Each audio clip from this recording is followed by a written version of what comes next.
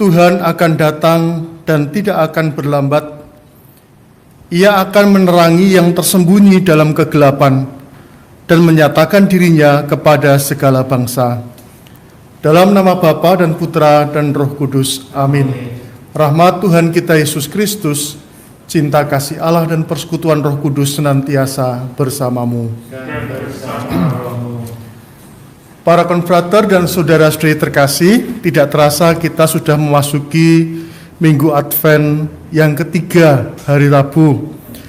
Bacaan-bacaan yang akan kita dengarkan hari ini mendekati pengenalan kita tentang siapakah Yesus yang akan kita sambut.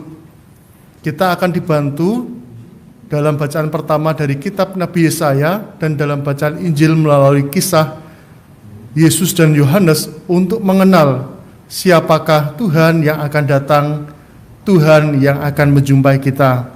Marilah berdoa.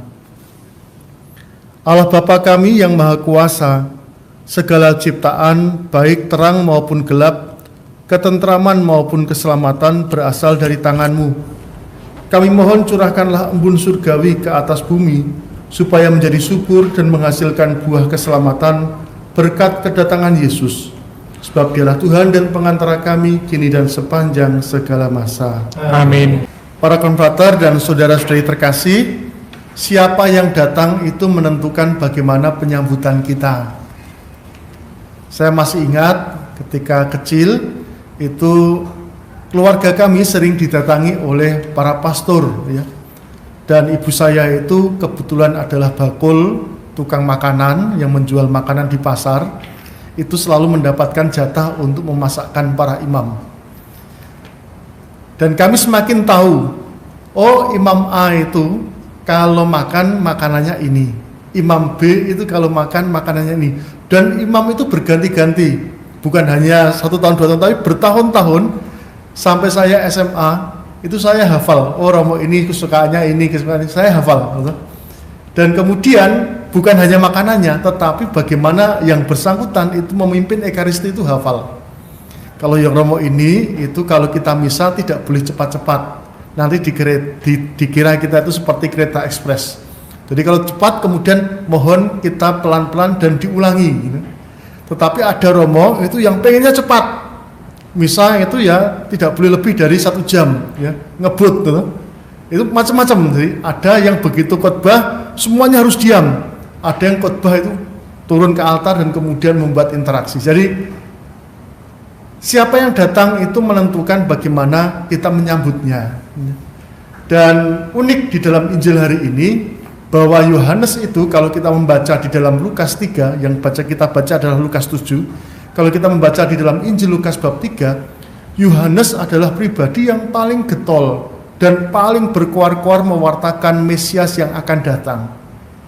Bahkan di dalam bagian terakhir bab 3 dari Injil Lukas, Yohaneslah yang membaptis Yesus. Dan pada waktu Yesus dibaptis, ada tanda-tanda ajaib. Namun setelah sekian lamanya dia melihat hidup Yesus, karya Yesus, ada keraguan di dalam diri Yohanes, sehingga Yohanes mengutus 2 muridnya untuk bertanya, Tuhankah itu, ataukah kami harus mencari atau menantikan yang lain? Yohanes ragu kepada Yesus, dan akhirnya Yesus tidak memberikan jawaban. Yang Tuhan berikan itu adalah satu kenyataan, apa yang kamu lihat, apa yang kamu dengar. Dan yang kedua adalah Tuhan Yesus mengutip dari kutipan kitab Nabi Yesaya bab 53 yang berbicara tentang kedatangan Raja Damai yang kita dengarkan pada minggu pertama masa Advent, ya. Bahwa aku datang untuk memberikan penglihatan pada orang buta, untuk memberikan kemampuan bagi orang yang lumpuh untuk berjalan, orang kusta menjadi tahir, orang tuli mendengar, orang mati dibangkitkan, dan orang miskin diberitakan kabar baik. Inilah Tuhan yang akan kita sambut, yang akan datang di dalam masa Natal nanti yang akan kita sambut. Nah, figur Tuhan yang kita sambut bukanlah Tuhan yang membutuhkan protokoler, Tuhan yang membutuhkan segala persiapan harus pesta, Tuhan yang membutuhkan penyambutan luar biasa dengan mungkin drum band dan sebagainya. Tetapi Tuhan yang datang justru untuk memberikan kelepasan. Tuhan yang datang sama seperti kita di dalam kelemahan dan kerapuhan. Tuhan yang mengenal kesulitan kita, Tuhan yang mengenal penderitaan kita, Tuhan yang mengenal bahwa kita membutuhkan pertolongan. Inilah Tuhan yang akan datang. Maka kedatangan Tuhan ini tentunya Tuhan seperti ini membutuhkan persiapan yang berbeda. Apa yang dapat kita persiapkan ketika Tuhan itu sudah menyatakan dirinya seperti ini? Yang pertama tentunya adalah menyadari kelemahan dan kerapuhan kita sebagai manusia. Kita sekuat-kuat kita, sehebat-hebat kita, kita juga mengalami kerapuhan dan kelemahan manusiawi kita. Kita termasuk orang yang buta, kita juga adalah orang yang lumpuh, kita adalah orang yang kusta, kita adalah orang yang tuli, kita juga adalah orang yang mati dan orang yang miskin. Menyadari kerapuhan kita bahwa kita membutuhkan Tuhan untuk pemulihan hidup kita. Ini hal yang pertama yang kita buat, bahwa kita menyadari kelemahan kita. Yang kedua adalah kalau Tuhan mau datang untuk menyapa dan peduli kepada mereka yang lemah, maka sikap kita adalah kita pun juga sama. Bukan orang kaya, bukan pesta pora, bukan orang-orang yang luar biasa yang kita kumpulkan dalam peringatan Natal. Tetapi justru kita menghadirkan mereka yang terluka, mereka yang berkebutuhan, mereka yang menderita, mereka yang berkekurangan. Kepada merekalah sebenarnya perayaan Natal itu hadir. Kita ada bersama dengan mereka, kita satu dengan mereka, terutama di masa pandemi COVID ini. Yang ketiga, kita diingatkan sama seperti seruan dari KWI dan PGI berkaitan dengan soal Natal. Natal itu adalah sebuah pesta solidaritas. Solidaritas Allah kepada manusia di dalam kelemahan. Bahkan beberapa santo mengatakan Natal itu adalah miniatur Paskah. Maka kita pun sadar, terutama di masa pandemi COVID ini, untuk menggunakan pos-pos dana yang dapat kita buat untuk pesta, untuk perayaan besar, untuk kepentingan mereka-mereka yang paling membutuhkan. Itulah Natal. Kita bersehati dengan Yesus yang mau solider dengan mereka yang membutuhkan. Natal bukan kesempatan bagi kita untuk mengumpulkan uang, untuk membuat hadiah bagi diri kita sendiri.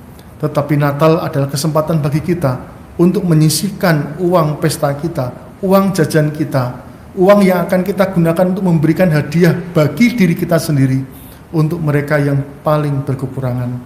Itulah Natal. Maka rekan-rekan terkasih, kita tahu siapa yang akan datang. Tuhan yang bersehati dengan kita, yang bersehati dengan penderitaan kita. Maka kita pun menyambutnya dengan kerendahan hati dan bersehati dengan saudara-saudara kita yang paling menderita. Semoga Tuhan memberkati kita. Amin. Lihatlah, Tuhan datang dengan kekuasaan, akan menerangi para abdinya. Marilah berdoa. Allah Bapa kami, bila orang buta dapat melihat, orang lumpuh dapat berjalan, orang miskin mempunyai harapan lagi, maka tentu Engkau tiada jauh dari kami.